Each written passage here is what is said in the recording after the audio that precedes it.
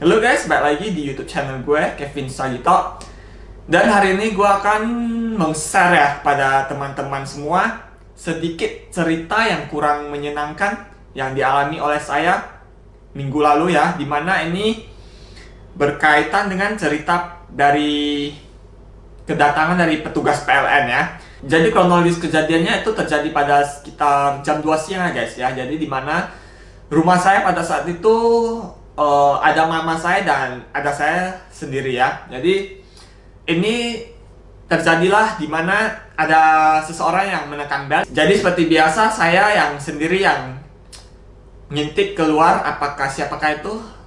Sepertinya yang saya lihat itu adalah orang yang ingin mengecek meteran ya guys ya. Seperti bertim ya mereka ya, 4-5 orang gitu. Dan tetangga saya di sebelah-sebelah itu pun juga buka pintu ya. Jadi saya tidak berpikir yang buruk.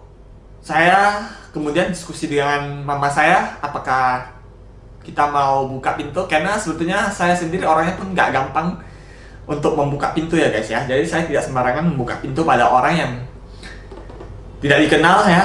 Kecuali orang yang ingin mengecek meteran listrik maupun air ya. Seperti biasa kalau itu mereka ada memakai ID ya.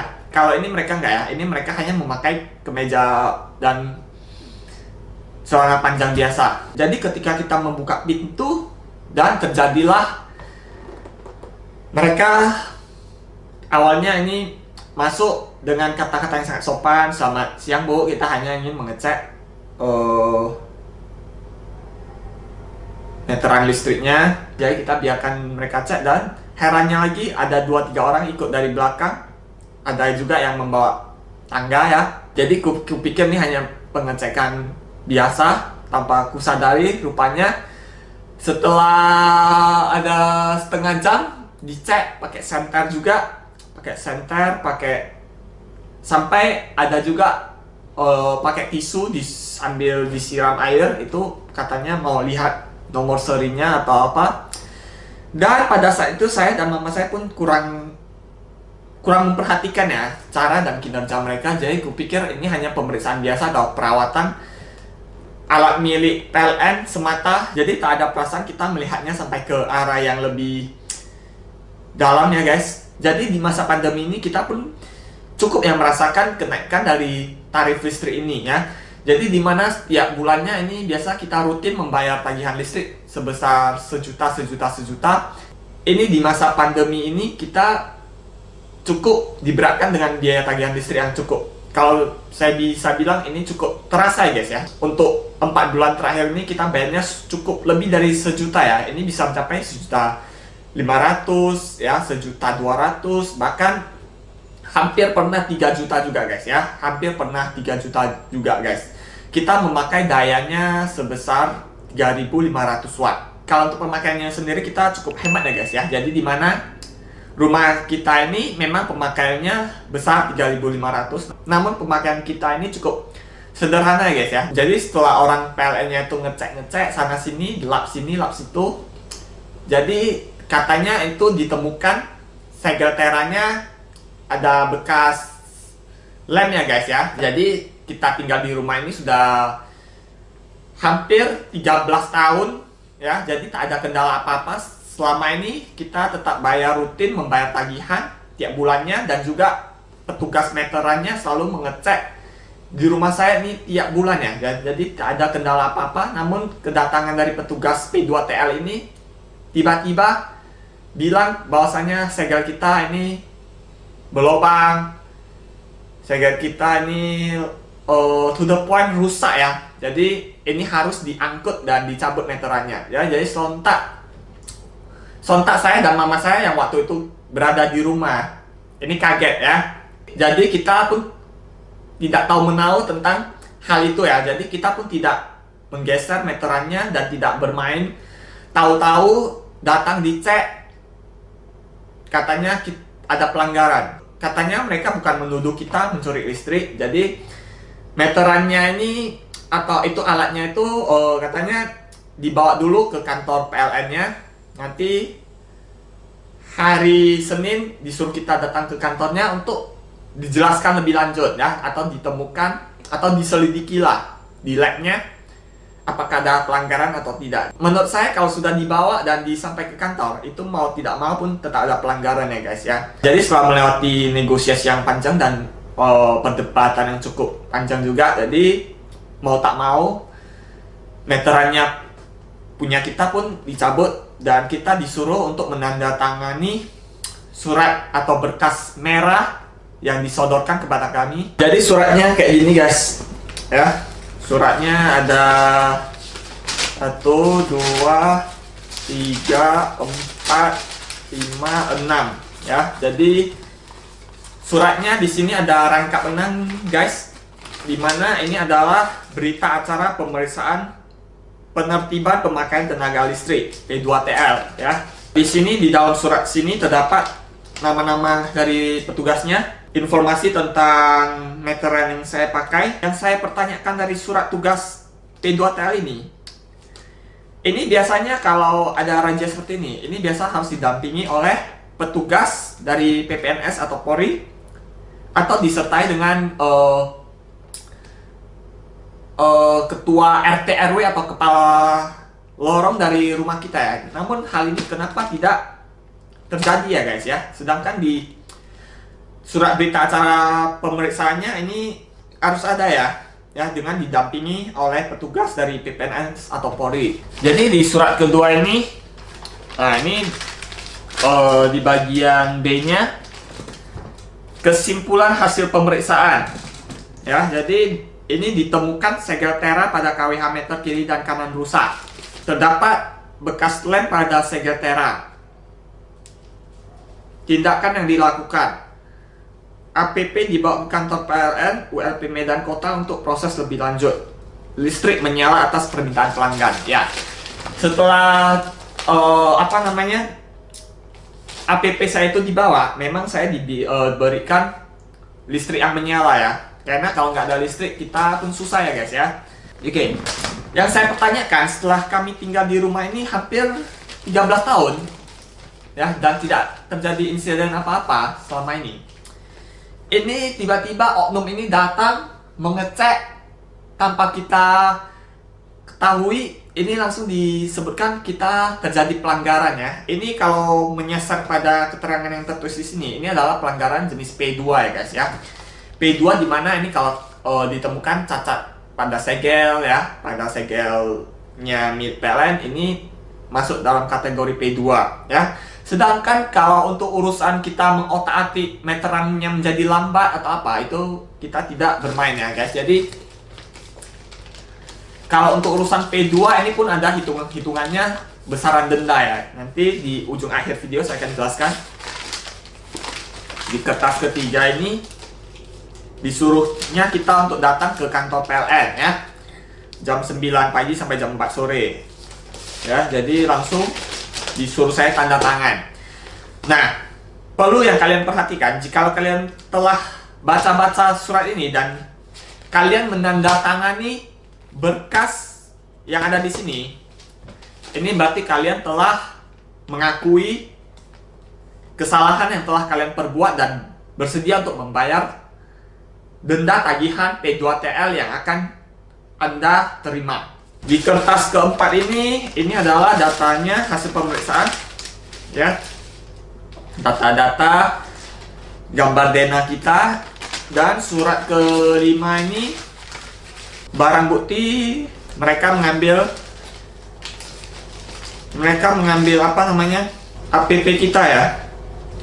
Di sini pun tanda tangan juga. Dan di kertas terakhir ini adalah keterangan stand meter kita terakhir berhenti di angka berapa, tipe, mereknya, tahun pembuatannya. Nah, tanda tangan juga. Nah, jika kalian semua telah menandatangani dan telah menerima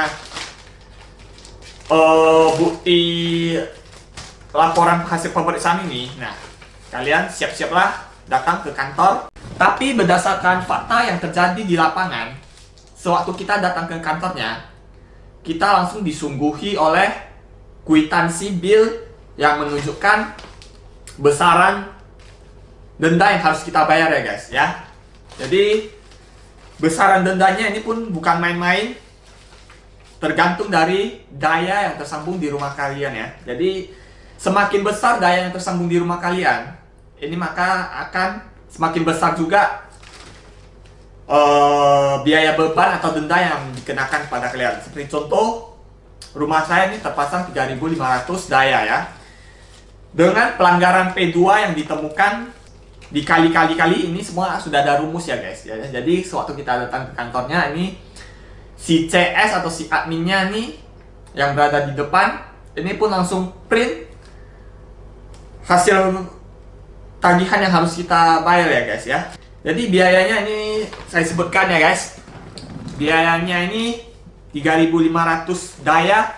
Biaya yang harus dibayarkan adalah sebesar 28.881.943. Wow. Dan tak ada keringanan yang diberikan selain cicilan yang bisa dibayar selama 12 bulan. Dengan uang muka atau DP yang harus dibayarkan itu sebesar 8 juta. Nilai yang dibacakan otomatis kita shock ya guys ya. Jadi kita pun pikir-pikir dulu dan keesokan harinya kita mengajukan keberatan atas denda yang diberikan. Dan yang membuat saya bingung, sewaktu saya datang bersama kakak ipar dan mama saya ke kantor PLN-nya atas kerusakan segelnya, ini tidak dibukakan bersama-sama di lab-nya ya. Jadi katanya ini peraturan terbaru, katanya kalau untuk kerusakan segel ini katanya tidak usah lagi dipertunjukkan di lab, tidak usah dibuktikan bersama-sama. Lah, lantas saya juga mau tahu kesalahan saya apa? Kenapa tidak dibukakan dan dites sama-sama? Karena pada kejadian yang saya alami pada saat itu di TKP, kata abang-abang dari P2TL-nya, katanya ini bisa dibuktikan, kalau nggak salah bisa dibukakan dan dibuktikan di lab-nya. Ini, kalau tinggal di lab itu, ini kita ke kantor, kita proses, nanti orang ke kantor datang. Nah, bisa ya? Nggak bisa. Nggak bisa itu. Nggak bisa, tadi ngajak ke lab. Bilang ngomongnya oke ke lab nanti. Ini dibawa ke lab disaksikan sama-sama. Nah, kenapa pada sampai hari H malah kita tidak ditunjukkan meteran kita dan tidak diberitahu kesalahan-kesalahan apa yang kita perbuat. Jadi kedepannya mungkin kita bisa lebih aware ya sama hal-hal kayak gini. Jadi kita hanya disodorkan bukti kwitansi begitu saja untuk kita lunasi. Kalau tidak lunasi dalam 2-3 hari ini, listrik kita akan dicabut. Dan seingat saya memang pernah kejadian beberapa tahun lalu di rumah saya, memang meteran saya yang jadul itu pernah mengeluarkan percikan api ya di bagian segel terannya. Itu memang sempat terjadi konsleting listrik, di mana kita pun langsung singgah menghubungi 123 ya. Jadi perlu dicatat yang datang itu petugas resmi 123, dan mereka memang ada mengganti, ada membuka